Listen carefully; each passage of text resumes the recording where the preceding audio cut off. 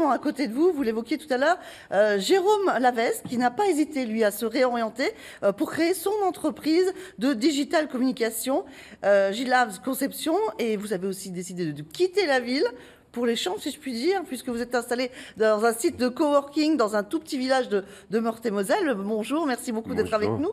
Alors, vous avez été graphiste pendant 20 ans dans une agence, et puis à 1 an, vous avez décidé presque de claquer la porte, de créer votre société. C'était quoi le déclic? Oh, c'était pas un déclic, c'était un projet qui maturait depuis 2-3 ans dans la tête. C'est parti de ma veille sur le digital. Je travaillais plutôt dans le print, et le print, parce qu'il y avait une industrie dans ce sens-là au niveau de ma hiérarchie. Et j'étais friand du digital et je voyais bien qu'à mi-chemin dans ma carrière, il fallait que je prenne le pas du digital et il fallait avec tout l'essor du matériel et de tout ce qu'on peut utiliser de nos jours, je ne me voyais pas rester dans juste l'image. Et je voulais mettre en valeur justement d'autres moyens et surtout mettre en avant la communication émotionnelle à travers mon rêve de gosse qui était d'amener la musique. Je me suis dit à mi-parcours, la musique, j'ai toujours su que j'allais en faire quelque chose, mais je ne savais pas vraiment quoi. Et donc il a fallu que j'attende de voir que ça pouvait migrer dans mon parcours professionnel. Et voilà, donc c'est un peu, c'est ça qui m'a permis de faire naître G-Labs Conception.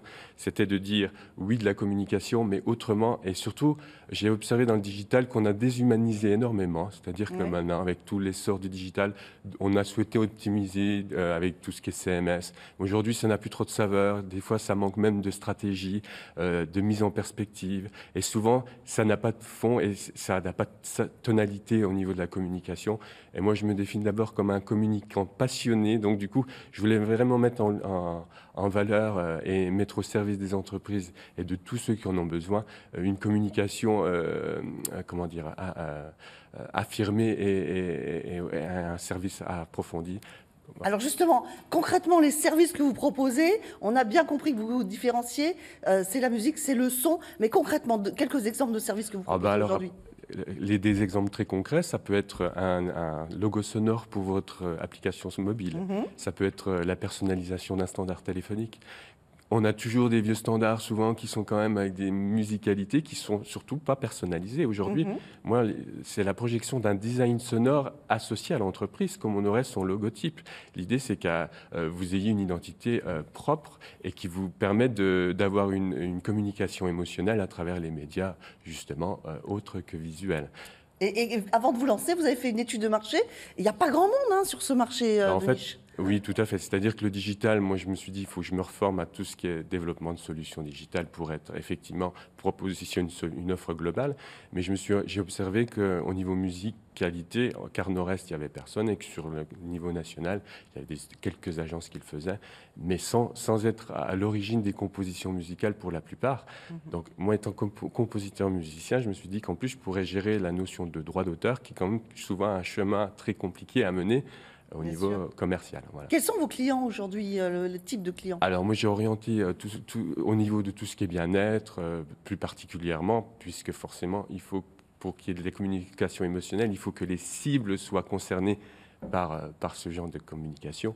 Mais j'ai toujours eu en souci de conserver une pluralité de clientèle. Ça peut être de l'industriel quand même, ça peut être également tout ce qui est donc il y a bijoutier, tout ce qui est bien-être en fait. D'accord. Alors vous avez été accompagné par une couveuse d'entreprise, Passlord, notamment pour votre formation. Rapidement, c'était très important ça. C'était important parce qu'un projet, quand vous avez l'audace de vous lancer, vous avez un projet dans la tête, c'est bien, mais il faut affronter la réalité du terrain en se disant est-ce que mon projet je suis mes intuitions, mais il faut que je sois sûr aussi que c'est du sens et qu'il y ait une offre, enfin un besoin vers cette prestation-là. Et donc la couveuse vous permet effectivement de tester l'activité avant de vous lancer et de faire toutes les démarches qui sont pour un entrepreneur qui débute assez complexes à mener. Très bien. Rapidement, encore pour conclure, travailler à la maison, c'est bien. Flexibilité, c'est ce que vous vouliez, un petit peu plus de liberté.